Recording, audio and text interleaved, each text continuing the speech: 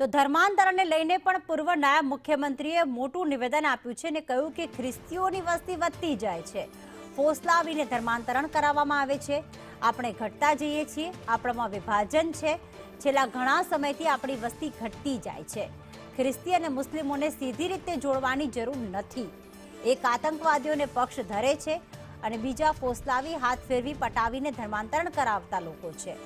બંનેનું લક્ષ્ય તો એક જ છે, હિન્દુઓને ઓછા કરવા।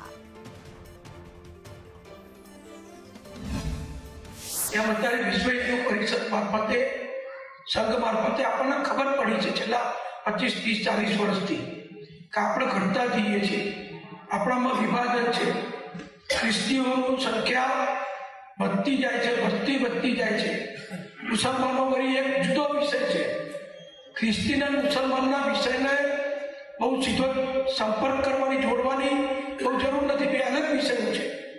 एक आतंकवादीओनो पक्षधर छे, देशद्रोहीओनो पक्षधर छे, हिंसक लोकोनो पक्षधर छे अने एक फोसलाई हाथ फेरवी पटाई अने धर्मांतर करावनारा लोको छे।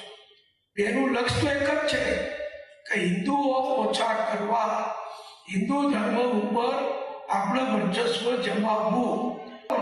जमाववा क्रिश्चियन मिशनरी ये बहुत सिफतपूर्वक बहुत सलूकाई थी ये धर्म परिवर्तन काम करे, कपड़ा पर भणावे, दवाखानु करे, निशाळ करे, होस्टेलो करे अने पेला लोको एमनी रीते हिंसक रीते एक ज बात करी एमनुं काम करे छे। बे परिवारों सामे लड़वानुं छे के बेनी सामे लड़वानी आपणी स्ट्रेटेजी जुदी जुदी होई शके।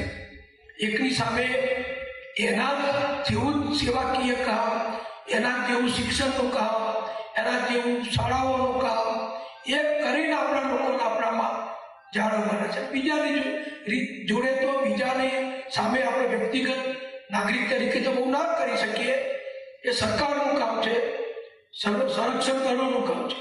अने अत्यारे आपणी भाजपनी सरकार आया पछी दिल्हीमां बहु बेखूबी रीते બધું ચાલી રહ્યું છે।